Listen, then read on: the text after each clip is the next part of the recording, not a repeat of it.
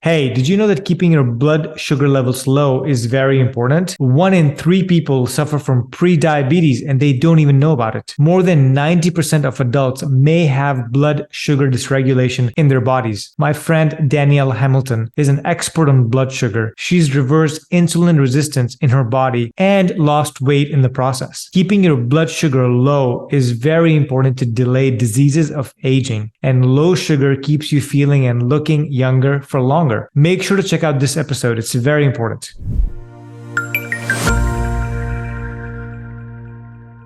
Are you looking to get thicker, fuller, and stronger hair? Then make sure to check out fullyvital.com. We've come up with 4 different products that stimulate the hair follicles in 4 different ways to regrow thicker, fuller, and stronger hair. Use code ANTIAGINGHACKS to get 15% off your order. Are you enjoying the shows on this channel? Then please make sure to hit the subscribe button down below so you can get notified when we release new episodes. Our goal on this channel is to help you look and feel younger and delay your aging so you can live your best life. With that said, make sure to hit the subscribe button down below and let's move on with the show. Hello and welcome back to the Anti-Aging Hacks podcast. Today, my guest is Danielle Hamilton, who is a functional nutritional therapy practitioner and restorative wellness practitioner who specializes in blood sugar regulation and digestion. She became interested in blood sugar issues when she learned that insulin resistance was the root of her PCOS. She was able to reverse her PCOS, cystic acne, PMS, and weight loss resistance by reversing insulin resistance. Her mission is to help others uncover their blood sugar and insulin issues, as well as help them optimize digestion for low-carb diets. Dani promotes a holistic approach to reversing insulin resistance, which goes beyond just changing macros. She's the host of the popular Unlock the Sugar Shackles podcast and the creator of the Blood Sugar Mastery program. With that said, Dani, welcome to the Anti-Aging Hacks podcast. Thanks for having me, Faraz. I'm excited to chat blood sugar today. Totally. I can't wait. This is a topic that's actually near and dear to my heart, and I'm so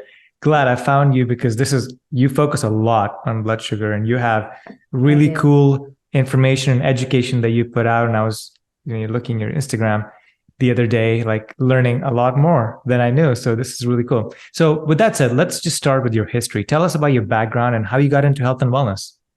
Yeah, so I had, just starting back from childhood, I was kind of like a sickly kid, always spitting up as a baby. I had eczema, I had ear infections, I had strep throat. I was always needing antibiotics. My mom is moving out of her house. She recently brought my baby book and she wrote down all the times I had ear infections and needed antibiotics. I mean, it was frightening to see this list. I mean, it was maybe like 12 times in my first 7 years of life. Wow. So I started out not doing so well, but nothing super severe. As I got older, I was a senior in high school. I got strep throat 6 times my senior year. I got my tonsils out. Then the next year I went to college where, eating, drinking, stress, sleepless nights were way worse. And I developed really intense seasonal allergies. And I then moved to Miami, Florida, where I went to grad school. And in Miami, the season for allergies was year round because nothing died down there. There was things that were alive all year round. And I was allergic to so many things. I was even allergic to palm trees. And I was like, this is like a cruel joke. I also developed asthma. I was just a hot mess. I was giving myself, I had so many allergy shots because I was on multiple medications. I was on multiple inhalers and I was getting allergy shots to try to reduce how allergic I was to all this stuff. And I would ask them, why is this happening? And no one could give me an answer. No one was even close. Like, oh, well, is it in your family? Is it genetic?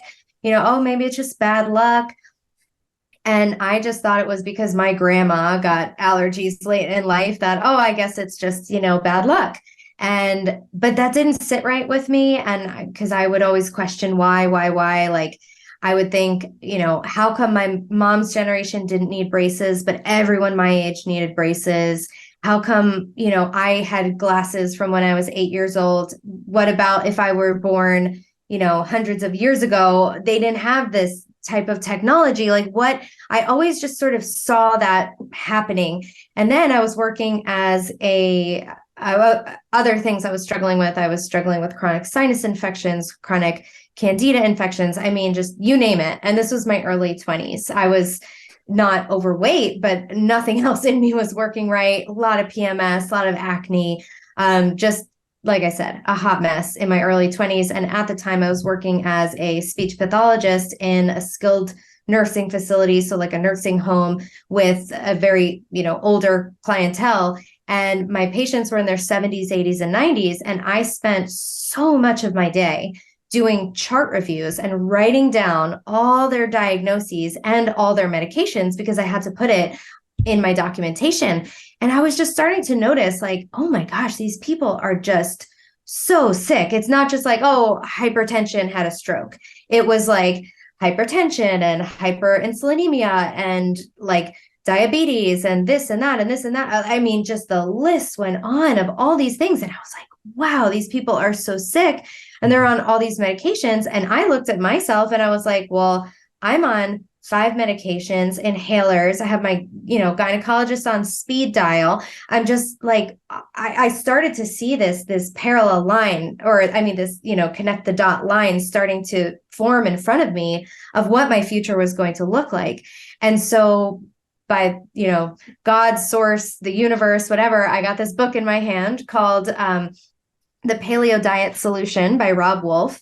And I started reading this book, and it basically flipped everything that I had thought I knew about nutrition on its head, which wasn't much. I didn't even know that onions, for example, had vitamins and minerals in them because they didn't have a nutrition label. I was a kid, a product of the 80s and 90s. It was low fat. Everything was, I was always just sitting with the cereal box in front of me, just like reading the cereal. Like that was how I grew up. I was eating low fat yogurts and granola bars and Snackwell cookies, which don't have any fat in them. And that's how I grew up. So I'm reading Rob's book and it says, embrace fat, embrace animal protein. It's like, oh, so you mean I should eat a steak and not just chicken breast only and egg whites? And, I thought being healthy was having whole wheat bread. And so it was just all this information. So I got rid of all the processed foods. As it turns out, I was pretty sensitive to gluten and dairy, and that was a big chunk of my diet. And like magic, my allergies went away. I stopped giving myself those 5 allergy shots in the stomach every other day. I stopped having to use both of my inhalers. I stopped taking my medications, and my body healed itself. And I wanted to shout it from the rooftops. I'm like, oh my gosh, did you know? Like, and then you become that person who like wants to tell everybody about it. And they're like, hey, pipe down. We don't care. We're going to eat the pizza. Thank you for your information. Now I have a podcast where I can, people listen to me. They want to hear what I have to say. So I've redirected that.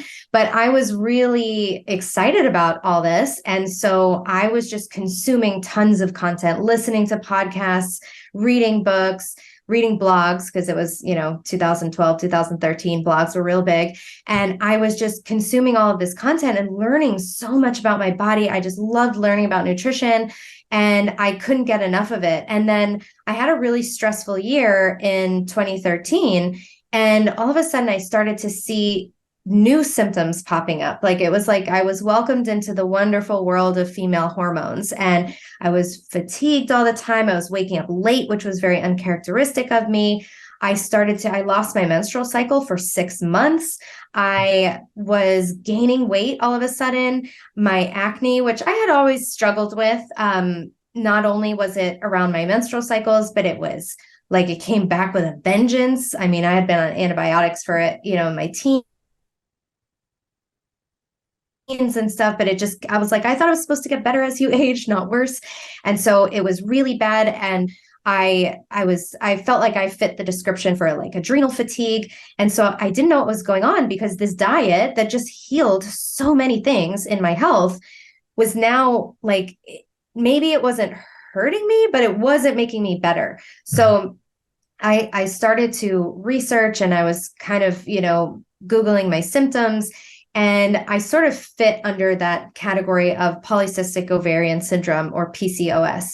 And this is that hormonal imbalance where women, have irregular menstrual cycles. There's a lack of ovulation, acne, like being overweight, difficulty losing weight, and then the hair symptoms, which I did not have, luckily. I did not lose the hair from the top of my head or have facial hair growth, but I had all the other symptoms, and I was trying everything I could to address my testosterone and my progesterone and taking Vitex and saw palmetto and all these supplements. But all the dietary recommendations were like, cut out gluten, check, cut out dairy, check, cut out refined sugar, check. Like I felt like I was doing all the things. So I said, well, I guess I just need to paleo harder. So whatever that means. So since nothing really changed, nothing changed. I was struggling, going on a couple of years now. And my mom's like, why don't you just go to the doctor and get some medication so you can have some relief of these symptoms? So I was like, all right, I'll do that. So I go to the doctor and I said, look, I think I have PCOS. I can't lose weight no matter what I do. And I, want to figure this out. And he goes, you do have PCOS. You have to lose weight. There's no cure and you have to take the pill. I was like, oh, I just paid you for that advice. Thank you so much. So he made me walk out of there with a script for the pill, even though I said I had very poor reactions to this in the past. Ripped it up when I got in my car and was more motivated than ever to figure this out on my own. I did from other doctors get metformin and spironolactone, which are common PCOS drugs.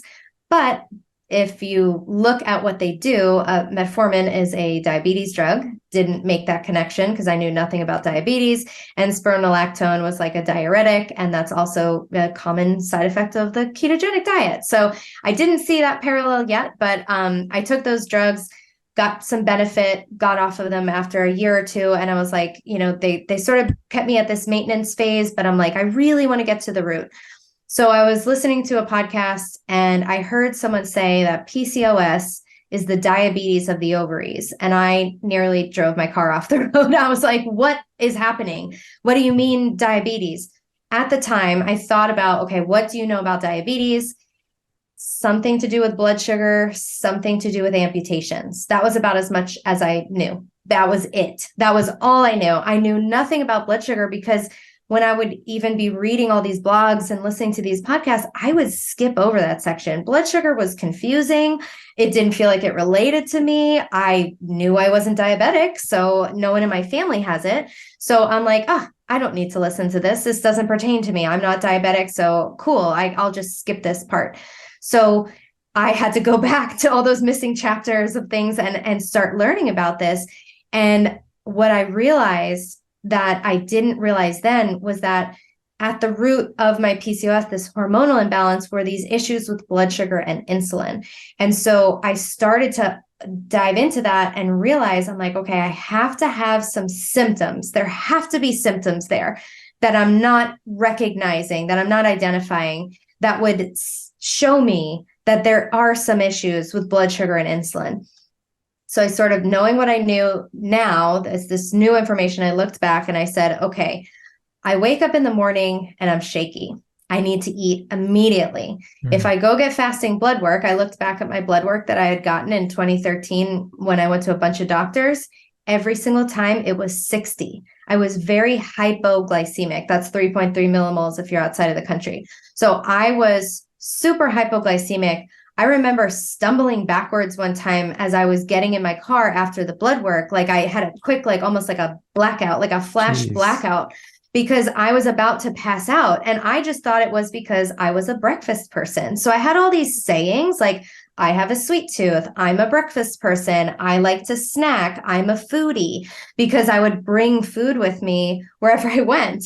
I would bring a granola bar in my purse, or when I went paleo, it was a Lara bar in my purse, or some almonds or something. I could never be without food. I could never go that long without eating. So I would just intuitively sort of self-medicate and graze all day, because hunger in my body felt horrible. Hunger was actually a blood sugar crash. So I always would prevent hunger by sort of just giving myself these mini meals throughout the day. I would eat before I went to the restaurant. I would find myself eating why are you doing this? You're going out to eat. But it was because I would intuitively know, if the meal took too long to come, if it took too long to get a table, I knew that I couldn't tolerate that. I would get, edgy or hangry if I started to get hungry. And hangry is very glorified. Watch a Snickers commercial. People turn into Joe Pesci and then they get a Snickers and they're fine. Like if that's you, then I just want you to know that even though it's common, it's not normal and it's not a good thing. But the good thing is that we can fix this. So it became very empowering that I learned how to address this. And once I changed my diet and lifestyle a little bit, made a few tweaks, I mean, the weight melted off. I could go longer between meals. I could fast.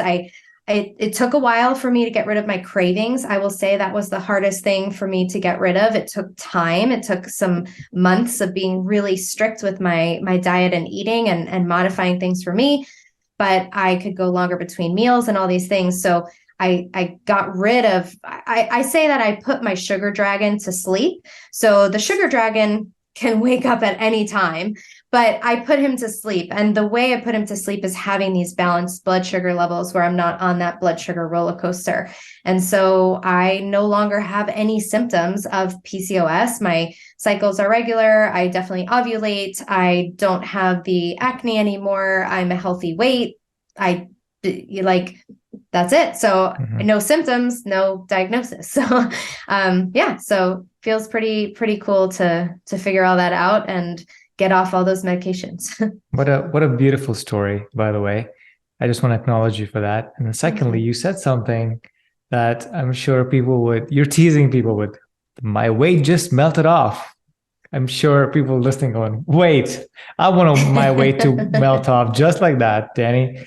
Also, what's interesting, you said, is eating multiple times a day and carrying food with you. You experienced this firsthand from somebody that's undergoing PCOS and whatnot. And I've seen this many times in my life where people get hangry personally, right? The commercial is completely right. Also in the fitness circles and the workout circles, you had to eat protein like every 2-3 hours, right? Eating all day, every day. And thankfully that's turning around and people are getting educated about some of the challenges that come with continuous digestion and blood sugar in the body. So let's get to the basics, Dani. You talk about this a lot on your show and you're an expert at this. So talk to the listeners about what is blood sugar and why should they even care? Yeah, that's a great starting question because it's so necessary to understand this. And I ask you to please just hang in there, buckle in. I'm going to make it really easy to understand. So don't glaze over on me. But once you get it, it makes so much sense. And it really is such an important piece to understand just the basics so that you can look at your eating plan from a lens of blood sugar, because we know that over 93% of United States American adults have some level of insulin resistance and metabolic issues. And so 93% of people, so only 7% are metabolically healthy. So if you're like me a couple of years ago and you're like, good thing this doesn't apply to me, I hate to break it to you, it probably does. And especially the trajectory of where it's going. I mean, a year ago, it was 88%. Now it's 93%. So this number, I mean, we're going to be at 1% pretty soon, So we want to just learn the basics. Okay. So when we eat food, when we eat carbohydrates, especially, so I'm going to briefly talk about that because I don't think everybody knows this. So carbohydrates, a lot of us know them to be like bread and pasta and rice and potatoes. So grains fall in that category, things like oats and wheat and things like that. Starchy vegetables, corn, potatoes, sweet potatoes, squashes, beets, things like that. And then fruits also contain carbohydrates. Vegetables, starchy vegetables, are more like the corn, potatoes, but like green vegetables, not really many carbs, but they still mostly fiber. So when we eat these carbohydrates, and then of course, sugars and processed foods and things that have these added sugars, we're going to be increasing the amount of sugar that's in our blood when this food gets digested. So the body likes to have a really tight level of sugar in the blood. So it doesn't like it too high, doesn't like it too low. It's like Goldilocks. It likes it to be just right. So we get a little bit of a range there. And so when we're eating something that has carbohydrates and even protein, it's going to increase the amount of sugar in our blood. And then this organ called our pancreas is going to sense that, and it's going to secrete a hormone called insulin. And insulin's one of the jobs is to shuttle that glucose from the blood, put it into the cells of the body. So it's going to knock on the door of the cell, say, hey, have some glucose for you. So liver, brain cell, heart cell, muscle cell is going to say, hey, I have some glucose for you. And here you go. We're going to put you inside so the glucose can start making energy, or it can be stored for later as body fat. So that's one of insulin's major jobs. It's an energy, it's storing energy, it's building things. And so that insulin is a hormone, and all hormones affect other hormones. So we just need to keep that in mind. So now we have the insulin doing its job of lowering blood sugar because it's putting it into the cells. So it's not like it's vanishing, it's just getting out of the blood. So now it's in your muscle cells, so it can be used for energy, right? So a healthy metabolism should be able to burn sugar, and it should also be able to burn fats, so dietary fats, and then also the energy that we store on our body as fat. So think about back in our ancestors' days, if we, didn't kill the buffalo, looks like we're having body fat for dinner tonight, So we should be able to just easily just consume some of the liver glycogen. So that's stored sugar in our liver. We should be able to tap into that. No problem. If we have to miss a meal, let's say there's a meeting and it's going long through lunch, or you're podcasting or something and it's going too long and you haven't taken in food, your liver should be able to give you some of that stored energy. It's going to pump it out into the bloodstream. But the problem with excess insulin levels, which start to happen over time, these insulin levels start building up. They start building up as we eat really high glycemic foods, so especially processed carbs. In my case, when I was eating paleo, I was just eating a lot of paleo type carbs. So a lot of kombucha and sweet potatoes and fruit and acai bowls and smoothies and bananas and coconut sugar and maple syrup and paleo treats. So I was plantain chips. I mean, you name it. If it was a carb, I was eating it. So processed carbs, overabundance of healthy carbs, and eating frequently are all going to drive up our insulin levels, and insulin takes longer to come down than blood sugar. So we get this chronic rising of the insulin. And what that does is insulin blocks the body from using stored glycogen or stored body fat for energy. So it locks away our energy. So what option do we have? What happens is, when we'll run out of that energy from the food that we just ate, if we have high insulin levels, we can't access the stored energy. So our body is going to send us symptoms and signals to go get more energy in the form, usually, of fast carbohydrates. It's not going to say, hey, why don't you go grill up a really nice grass-fed steak and get some local organic broccoli and some grass-fed. No, it's going to be like, stop at Starbucks right now, or someone's getting their head bit off. Or like, go to the gas station or go to the break room, grab a muffin, get another cup of coffee. So it's going to send us these symptoms. And so some of these symptoms are things like I experienced: dizziness, shakiness, lightheadedness, fatigue, weakness, difficulty concentrating, brain fog, heart palpitations. Anxiety is a huge one, irritability, that hangriness, right? Where there's this hunger plus irritability, intense cravings, intense urgent hunger. It feels like it can't be put off. Those are all signs of metabolically unhealthy hunger, that your blood sugar, your body's experiencing this energy crisis. A lot of these symptoms have to do with the brain, because the brain is the largest consumer of energy, and it's the first one to feel like, oh, we're running out, so we better get some. So it's almost like the gas light that comes on in the car. These symptoms are your gas light. They're saying, hey, we're real low on fuel.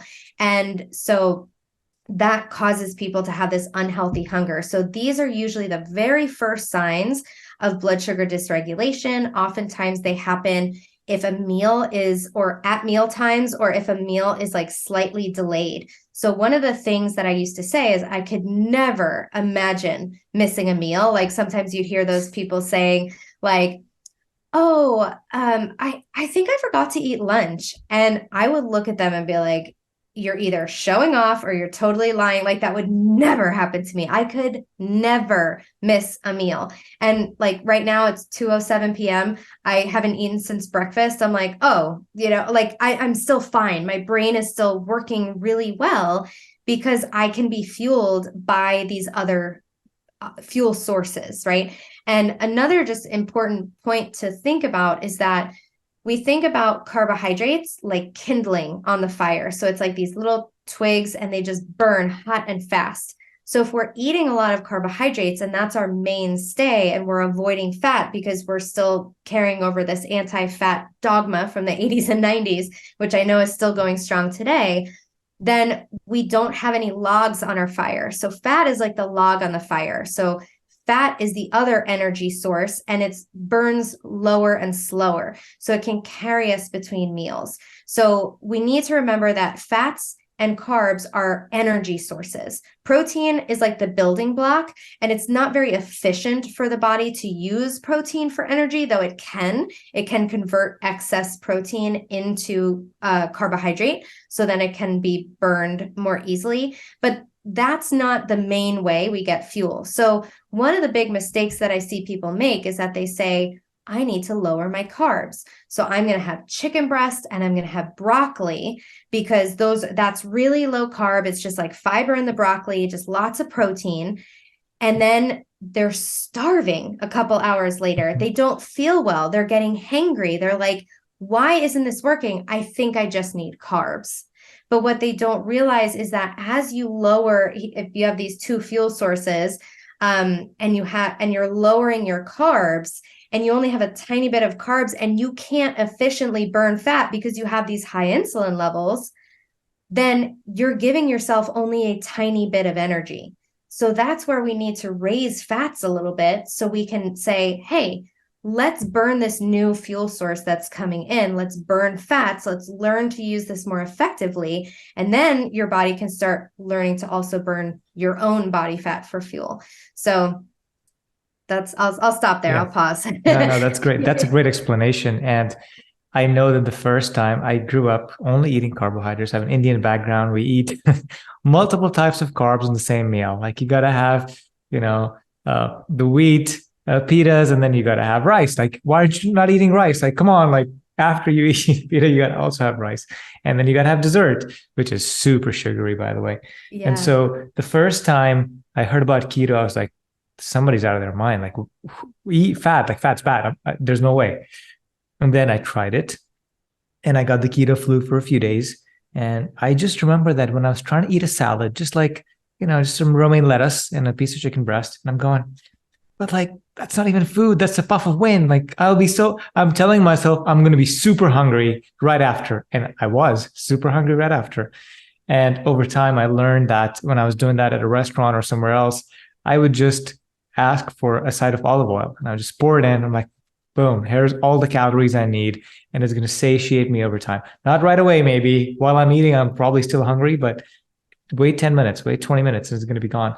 And so that's, I think, what you touched on is critical because people think that just eating a little bit of lettuce, that's enough. Like I can survive and I can go till dinner. No. And the other thing I learned, Dani, was I think you mentioned this, you stop feeling hungry. I think I ate, you point about breakfast, right? I think I ate my first meal on the keto diet at noon, and at 8 p.m., like 8 hours later, I'm about to go to bed. I'm like, am I even hungry? I'm really hungry. This was like a couple of weeks in, or 3 or 4 weeks. And I'm like, this is what it feels like to never be hungry because there's just you have fat. And so you can just burn that fat and get all the energy you need. So let's now delineate I love how you explain it, but like burning sugar versus burning fat, like what's the difference in the body? How does it happen? Yeah. So burning sugar, it is, people will say it's our primary fuel source. Well, in terms of the way the body processes things, first, it would be alcohol. It wants to get alcohol out of the body.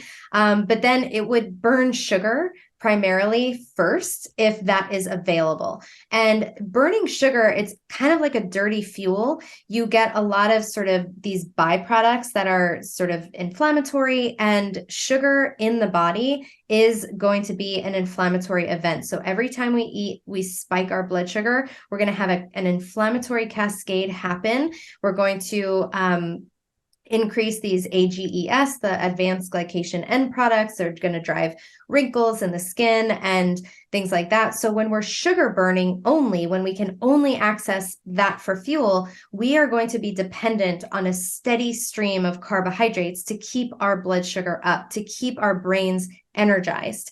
But when we can burn fat for fuel as well, we don't want to shift to only fat burning, which is sometimes people on a prolonged ketogenic diet can shift out of that. So what we really want is this metabolic flexibility. We want to be able to burn fat and sugar for fuel with no problem. We want to be able to use whatever nutrients come in and convert those to energy. That's our metabolism. We want an efficient metabolism, not as much as a fast metabolism. So when you are metabolically flexible, you can easily burn dietary fats, body fats for fuel. So your energy levels are always sort of balanced. So that's one of the things that I feel now that I'm metabolically flexible, is that I don't have these big energy dips and highs and lows.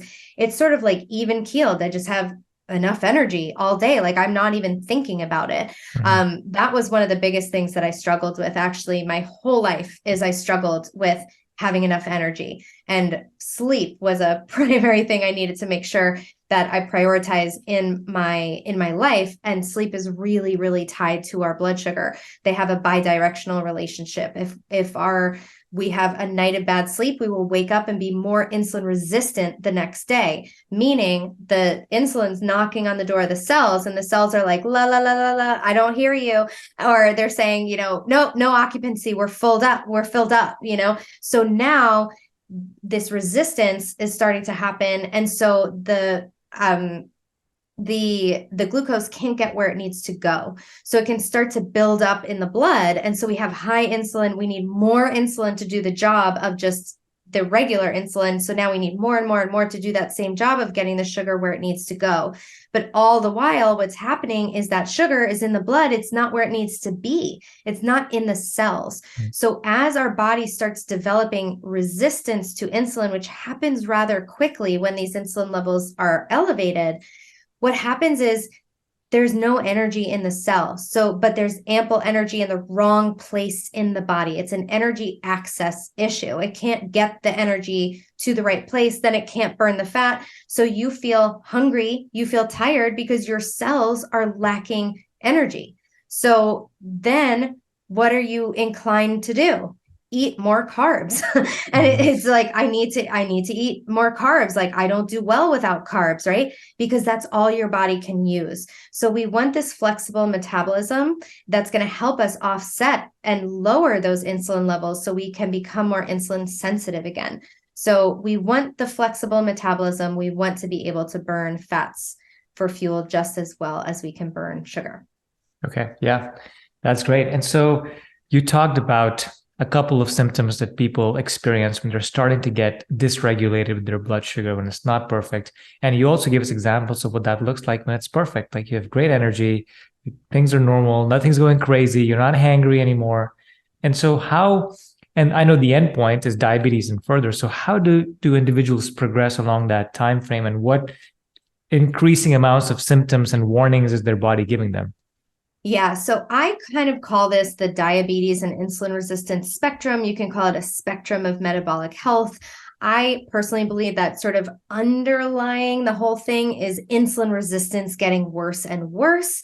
That's not the case 100% of the time, but in general, we can sort of realize that our blood sugar dysregulation can really be driven by this insulin resistance that's happening. It can go the other way as well. And then insulin resistance is also can be driven by stress, by lack of sleep, like we just talked about, and inflammation. So if we have inflammation in the body, toxins, a burdened liver, we can be driving this insulin resistance. And then what the doctors are measuring are things like blood sugar. They don't usually measure insulin. So we talked about, maybe we didn't talk about what it feels like to have optimal blood sugar. So this is where you are metabolically flexible. Your hunger isn't urgent. It feels like, oh, I'm a little hungry, but let me just finish this task, or let me just finish this errand and I'll run home and make lunch, instead of like, I need to stop at the 7-Eleven before I can move on, right? You can sleep well, you go long periods without eating. I talked about that even energy. You're able to lose weight or maintain a healthy body weight. You don't need to snack or drink caffeine to keep your energy levels up. And then you feel satisfied after your meals and in between meals. You're not thinking about snacking. So that is all what we call optimal blood sugar, healthy. This is the 7% of people, right? And so in terms of what their fasting blood sugar might be, because your doctor usually will measure your fasting glucose when you go there. So I like to use the range of 70 to 85, which is about 3.9 to 4.8 millimole. And this can be lower if you're in ketosis. If you're in like a deep state of ketosis and fasting, it can go lower. But on average, that's the range I like to use. So you might be thinking, my doctor said anything under 100 is good. And that's where the problems, I think, one of the problems with mainstream medicine and their ability to capture people who are not quite optimal, but not yet in a disease state. They're really looking for the presence of disease. So these early stages of blood sugar dysregulation, we kind of talked about. Typically, we see fasting blood sugar between 86 and 99 in these people, or 4.9 to 5.6 millimoles. We talked about those early symptoms. We get hangry. We start to have these energy swings and dip. We start to maybe be gaining weight. Some people never gain weight. Some people can't put on weight. So that's not the only, sort of qualifier. Headaches is a common one. Needing to start grazing and snacking to keep your energy up, things like that. Sometimes you're going to have worsening of hormonal issues. Maybe sleep is starting to be affected. Some craving sweets and starches. Can't skip a meal. That dizziness, shakiness, anxiety stuff. So that's the early dysregulation. Then we have this stage that not everyone passes through, but some people really, really experience this, and it can be very, very debilitating. And I fell into this category, but not as severe as a lot of my clients. But this is the stage of hypoglycemia or reactive hypoglycemia. So with reactive hypoglycemia, people are having these sort of blood sugar spikes, and then they crash after a meal. And so these crashes where the blood sugar is dipping too low after a meal, that's going to bring on all those signs I talked about earlier, feeling dizzy, shaky, hangry, anxious, palpitations, sweating. I mean, and it can get worse. Like, remember when I said I almost like blacked out? So I was pretty hypoglycemic. It didn't happen to me as much after meals. Another common symptom is trouble sleeping, and you wake up with a pounding heart. That usually indicates that you had this blood sugar crash overnight, and your adrenals had to come in and pump you filled with stress hormones to tell your liver to make new blood sugar. It's a very expensive process that really drains the adrenals. The other thing that's really stressful on the body are blood sugar peaks and valleys. So as this is happening, it's sort of worsening the issue. So we can't keep our blood sugar up. So again, not everyone passes through this phase, but these individuals might have this significant fatigue. They may need to wake up to eat or eat before bed. They may, and then what's even more confusing is that they might have these absolute feeling like their blood sugar is crashing, but their blood sugar is still in the normal range. We tend to see this with people with prediabetes, where their blood sugar sort of sits a little bit higher typically. And as it goes down, it's that relative dip compared to where their body's used to having it, and that lack of metabolic flexibility. So the body's saying like, hey, I don't see any fuel on this body. So all we have is what you gave us for lunch. that's almost running out. So you better get something else soon. That's sort of what's happening in that case. And this is, like I said, this could be really debilitating for people. I work with a lot of people who can't drive, can't be alone with their kids, can't have a job, can't walk to the mailbox, can't shower without their blood sugar crashing. So it can be really, really debilitating, but it is reversible. So I forgot to mention that wherever we are on this spectrum is reversible. Type 1 diabetes, the autoimmune condition, is not reversible as of this date that we're recording, unfortunately, but the diabetes type 2 and prediabetes, reactive hypoglycemia, all these things, they are reversible. So if you find yourself, you're like, wow, I'm not even at this level that she's saying. She's like, I think I'm a little worse than this. Don't worry, you can still reverse these things. So then as our blood sugar is ticking up, what starts to happen is if you're not in the hypoglycemic range, your blood sugar is going to start to get higher. And this is driven by that insulin resistance where the insulin is not getting the message through to the cells. The amount of sugar in the blood starts building up because the insulin can't get it into the cells. So now it's higher and higher in the blood all the time. And now your fasting blood sugar passes that 100 mark, 100 to 125 mark, or 5.6 to 7 millimoles. And now your doctor says, you have prediabetes. Now you need to watch what you eat and you need to exercise. That's all they're going to tell you probably, if that. But this has already been progressing for probably over a decade at this point, because we had all those opportunities to intervene, but we don't know what the symptoms of blood sugar issues are. So we didn't intervene, and we kept eating the foods that the government is telling us. They're telling us that Lucky Charms is healthier than steak and eggs.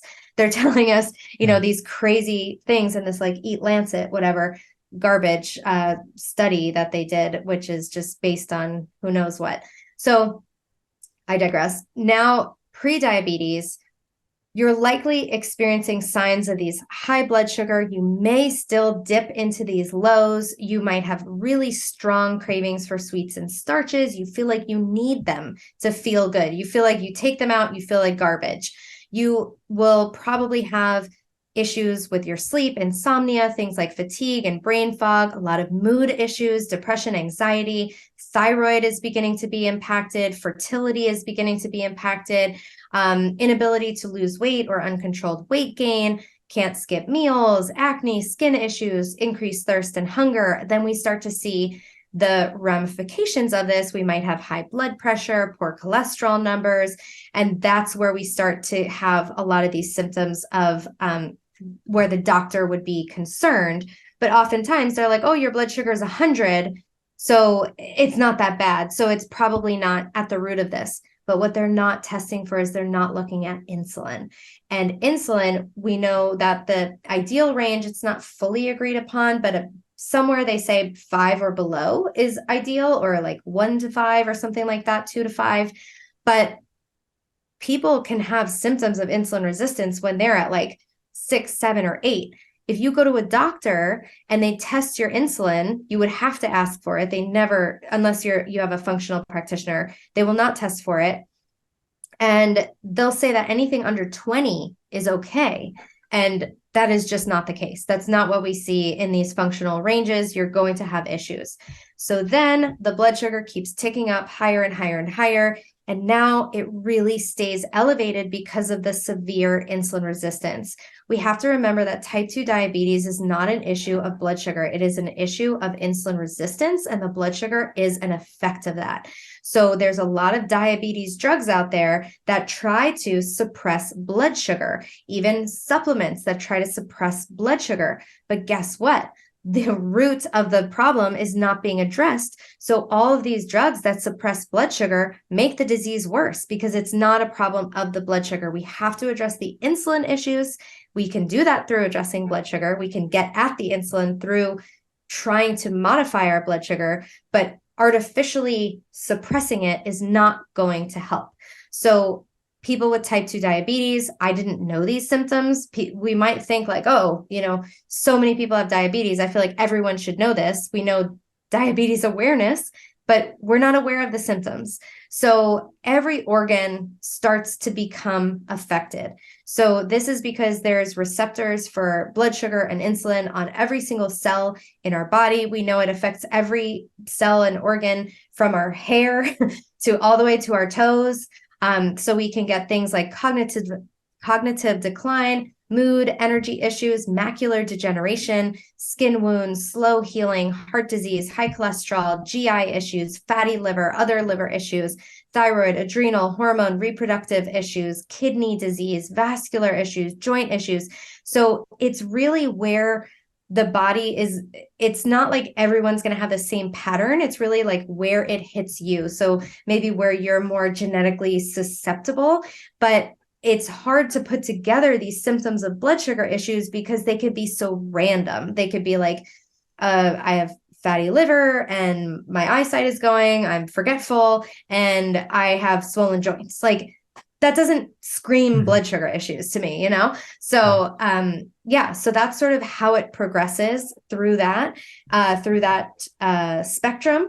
And like I said, you can sort of, it takes years and decades for this to develop, but you can go the other way.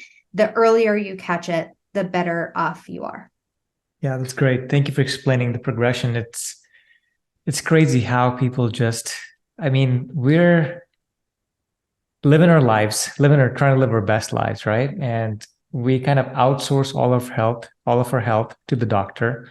And interestingly enough, we don't even know how much we're paying for healthcare because now it's just, oh, is it covered in my copay? That's the only question that most people ask. Is it covered in my copay? Okay, cool. Like, I don't know. My copay is only 25. Cool. I got this, right? They go see a doctor. And I wish that we had more clarity on how much we're spending with these practitioners, where our money is going. And also, like, because of those, if we're spending more, we'd be more conscious. Okay, I have to go if diabetes gets worse, I have to like have an amputation. Worst case, that's going to cost me $100,000. It's going to come out of my pocket. So there's that aspect. But I think that I feel positive because people are starting to wake up and they're starting to take more control of their health. But like you said, I think I'd read a statistic from the CDC last year where it says 1 in 3 people, 1 in 3, I believe, is pre-diabetic. It's pre-diabetic. Yeah. And I'm going, look at your friends left and right. One of them is pre-diabetic, right? Like, oh shit. But like the numbers you gave me today, or you said earlier, 91% or 93%. It's wild. That's even more. And so like also any disease state takes a long time to progress, right? And so we're pounding, beers and burgers when we were young and pizza. It takes a toll on us. So I guess, let me ask you this. Also on insulin, that was really good. I got my insulin tested a couple of times, but I didn't know to even test it 2 years ago. That's so crazy. Okay, so if people are waking up and they want to take charge of their health and they want to say, okay, I don't want to feel like this, and what the things that Dani has pointed out, some of them I do feel and I don't want to feel like this. What is the first thing they can do to, let's just start with tracking, right? How can they accurately track blood sugar from home even? My favorite tool ever is a continuous glucose monitor. You can get a finger prick monitor as well, but the continuous glucose monitor just gives you so much in like real-time data to let you see, to allow you to just see what's happening in your physiology. And so you eat a meal, you see the rise in the blood sugar, the fall of the blood sugar, you see, is it rising really high? Oh my goodness, every time it rises really high at the peak of this, I'm getting cravings for more sugar. That happened to me. Or I'm getting a headache. That happened to one of my clients. As the blood sugar is going down, what symptoms are you starting to experience? Is that when you start to get that dizziness? Maybe you're shaky, maybe you're irritable, maybe you're starting to crave. I call that, when it goes down too low after a meal, I call that the craving zone. It's going to give you all these cravings for things that you didn't think that you needed. So sometimes these highs and lows can have similar symptoms. So it's really how it's showing up in your body, but you would be able to learn that. So you might say, oh my goodness, every day at 3 p.m., I have that 3 p.m. crash and I feel like I need another cup of coffee, but it's really because my blood sugar spiked so much from my lunch and now it's crashing. So it gives you so much power to say, oh, with that information, I'm going to change around my lunch and I'm going to, change it, modify it in this way and see if I can keep it a little bit more stable, if that can change how I feel. So I always like to use the information to connect how I feel in my body, because how you feel is most important, because sometimes these devices can be a little bit off. I have a friend who says we could send a man to the moon, but we can't accurately measure our blood sugar. So they're not perfect. But when we start to really learn how we feel, we don't want to be dependent on a device. What if we don't have one? We want to be like, oh, I'm getting this symptom, like this is happening again. And we can start to see like, oh, wow, when my glucose curves are sort of flattened and I don't have these steep mountain ranges and deep valleys, and it's sort of like these nice rolling hills. It's not going to be a flat line. You'd be dead if it were a flat line. So that's not what we're aiming for. I just want to say that for all the perfectionists out there. I see you. I'm one of you. So we want nice rolling hills. And that's when we can start to realize like, wow, this is, if I have these rolling hills instead of these peaks, I sleep better. If I have these rolling hills, I perform better. My brain feels like it's on. I have less anxiety. So we can start to really, really dial into what is our diet? How is it impacting our blood sugar? How are our stress levels impacting our blood sugar? I see a lot of people like, oh my goodness, I was in a fight with my spouse. I had a stressful meeting, huge spike on the CGM. How our sleep is affecting. So the next day, how our hormones. So women who are cycling the week before your cycle, you probably might notice that you're not as insulin sensitive. Your glucose levels are not as well controlled, because that drop in estrogen is going to lead us to be a little bit more insulin resistant. And this is also going to be happening in perimenopause and during menopause. So we can see that. And then we can see just other lifestyle factors. We can see like, oh, when I go to the gym, it spikes a little bit, but overall my blood sugar is better. Or if I go in the sauna, I get a spike. If I go in the shower, I get a spike. Cold plunge, I get a spike. Then this is where we come into these hormetic stressors. And we say like, okay, I have a spike in my blood glucose because I did a purposefully stressful activity. But the idea is that I recover and become more resilient. And so did I recover well? Did I recover well enough to be able to have that spike there? And sometimes the answer is yes, but sometimes it's like, oh, I did this exercise, my blood sugar spiked, and then it went real low after, and I felt horrible. It was like, well, that was too much of a workout for you. So then we can modify the workout routine. We can say, let's do rest-based intervals. Let's take longer pauses between sets, and let's not do HIIT exercises because your physiology right now can't handle this. So if we see we sort of blunt that spike there, then we don't come as crashing down as hard. So it's really, really powerful for all of those factors. Yeah, I love it. And people might think, well, I'm going to get a continuous glucose monitor, which I love. I've had them on many times, and they're so eye-opening for you because you think you're going to get them to see your responses to food. And surely you do. You see, what you eat and how that impacts. One quick anecdote is, I would reward myself once a week to go to Starbucks on a Saturday morning and get an a small Americano hazelnut. Nothing too crazy on the surface, right? It's not a caramel macchiato or anything, right? Okay, small Americano hazelnut. And I tested my blood glucose. I was wearing one at that time and it spiked 50 points. And I go, what in the world is this? BS. So it drives a behavior change. I've never had that stupid drink since like a few years ago, right? It's done. It's out from my repertoire of food.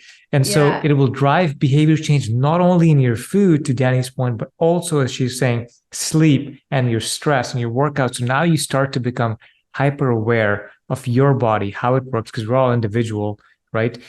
You start to understand how your body works, and that way you can make long-term habits that the shifts are small in the beginning, right? I'm not drinking a Starbucks drink, cool.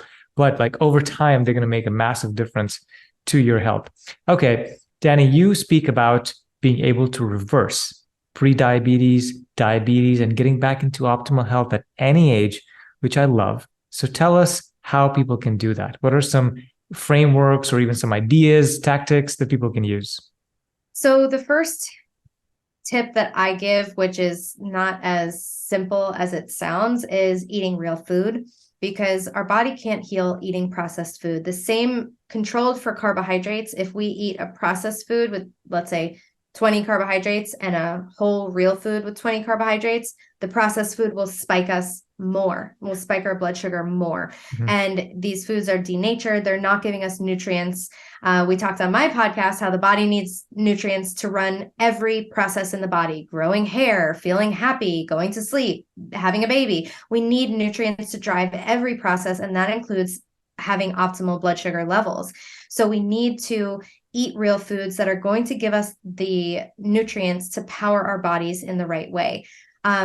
We need to pay attention to macronutrients, because these macronutrients are really going to play a big role on our blood sugar. So one of the easiest tips is looking at your plate and eating your carbohydrates last. So even if you're used to sort of mixing, let's say, your rice in with your meal, if you can have the protein, fat, and fiber first and then have the rice, you'll have a drastically different impact on your blood glucose, because it will, the protein, fat, and fiber slow the release of the glucose into your system. So your body sort of puts it away easier. It's not this big hit. So that's a really cool way and a very simple thing to do. So where I see a lot of people sort of making, sort of going against this is like, chips and salsa will come to the table. So they'll start the meal with chips and salsa. I call that a naked carb. That is a carbohydrate that doesn't have sufficient fat and protein to slow the absorption of it. So it really just jacks up your blood sugar. So if I owned a restaurant and I wanted people to eat as much as possible, what I would do is put bread or chips and salsa on the table first, so they would spike their blood sugar, so they'd be chasing that the whole time. So my anecdote was a company sent me this gluten-free, glyphosate-free, organic, non-GMO, paleo cereal. And I was like, you're talking to the cereal queen of 1992. Like, no, I just like loved cereal so much. And I was like, oh my gosh, I can't wait to have cereal. So I took my own advice. I had steak, I had green beans with butter before my meal. So I had my protein, fat, and fiber. And then I had the serving size recommended of the cereal. My blood sugar spiked to 168, which was the highest I've ever seen it. It was so high. And at the very peak of that spike, all my brain could think was, go get another bowl of cereal. Do we have ice cream in the house? Maybe you should go buy some. I was like, whoa, like my brain was totally taken over. And because I don't think those thoughts normally, like it was really interesting to observe. Whereas in the past, I feel like those kind of thoughts were running the show. That was the sugar dragon. He woke right up from that cereal. So I did a power walk and I got my blood sugar back down, which leads me to my next tip is move after meals. So movement after meals is so important, because we're going to mobilize that sugar. We're going to use it. We're eating, we're taking in energy, and then we're using that energy, right? So if you're not expending a lot of energy in the day, you don't really need that many carbohydrates. But we like carbs. They're delicious, right? So if we're wanting to eat them, we want to make sure we're moving after and not just sitting there where they're just being, stored as body fat, right? Or just jacking up our blood sugar. So movement after meals is really important. And this can look as simple as like a 10-minute walk. I will say that to get my blood sugar down from that 168 spike, I had to power walk for 30 solid minutes. So I'm not saying, oh, I'm just going to eat this bowl of ice cream and just go for a walk for 10 minutes. It's not the 10 minutes that's helping. It's like, let's do 10 minutes minimum kind of a thing. And I don't do this every time I eat. It's okay. Like, we're not aiming for perfection here, but we're trying to do something. Squats, jumping jacks, whatever you can do. You work in an office, you're in a cubicle, do some squats and push-ups in your cubicle. Mobilize, use the sugar. Some people say like you want to earn your carbohydrates, meaning not that you're a good person, not that it's like your worth, but Yeah. saying like in terms of your energy needs and demands and outputs and things like that, we want those to match. And when that matches, we have a much easier time of maintaining our weight and feeling good. So we talked about eating real food. We talked about save your carbs for last, no naked carbs, walks after meals. And avoiding vegetable oils. That's a real important one, because these vegetable oils, things like canola, corn, cottonseed, soybean, safflower, sunflower, grapeseed, rice bran, and rapeseed oil, they inflame the receptors on the cells, driving insulin resistance. And they impact our body's ability to burn our own body fat, because they incorporate all fats. Our cell membranes are made of fats. They incorporate themselves into the cell membranes. Then the cell membranes aren't working as well because these fats are damaged and oxidized and high in inflammatory linoleic acid. They're just a mess. There's lots of sites where you can go now. I think Seed Oil Scout is one. They have a lot of seed oil free restaurants in Austin, not here in Orlando. But you have to read ingredients. So that like sort of brings me, sort of full circle with this real food. We need to be reading ingredients to make sure we're avoiding these things, because they're everywhere. You go to the Whole Foods hot bar, good luck. You're not going to find anything without a seed oil on it. So even at these health food markets, we're just inundated with these seed oils. Now they're putting sunflower oil in everything because people have caught on to the soy, they've caught on to the canola. So sunflower oil it is. And then they're changing the name in oat milks. They're putting, which are terrible for your blood sugar. They put rapeseed oil, and people in the US are like, I don't know what that is. It's canola oil. It's just another name for it. They call it that outside of North America. And so they're trying to confuse us. And so it can be really damaging if you don't know. Totally, totally. Those were great tips, very tactical. Anybody can follow. But I think that for people that are confused, they don't know where to start. It seems so much like information coming at them from this. Dani, I believe you have a course where you help people walk them through like weekly. I guess there's programs weekly that you can go through where you can learn this. So tell us about how you help people reverse and get back to normal blood sugar levels. Yeah, so my program, Blood Sugar Mastery, it runs quarterly. It's a sort of a hybrid online versus coaching program, because I feel like the getting coached through this to answer all those questions, because it's confusing. I'm not going to lie. It's difficult, it's confusing, and it's hard to give up these things that, like you said, like your family ate a very high carbohydrate diet and things like that. But we have our traditions are very interwoven with celebrations and sugar and carbs, right? And so it's how do we navigate that? So a lot of what we do in the program, we learn about all those, nutritional basics about our real food, reading labels. We talk about digestion, because a lot of people increase their fats and proteins, and then they're like, oh, I'm not going to the bathroom. I feel nauseous. Like I'm having gallbladder pains, and like my stools are funny. So we have to be able to digest this new food that we're eating. So that's, module number 2 is all about digestion and our gut health, which is so paramount to our whole health. And then we talk about how to stop these blood sugar spikes. We talk about how to become fat fueled. We talk about these other organs that we need to pay attention to, our adrenals, our liver, and how to push gentle detoxification, support gentle detoxification of getting things out of our environment, because our liver is a major organ of blood sugar regulation, as are our adrenals. We learn how to interpret the glucose data on those graphs. You can ask questions as you go, like, what is this? Is this spike normal? Is this good? Is this bad? And then we talk about carbohydrates at the end. We say how to, have your carbs and eat them too, because a ketogenic diet, I look at it as a therapeutic healing protocol. Same thing with fasting, and same thing with a carnivore diet, if that sort of is necessary. It's very individual.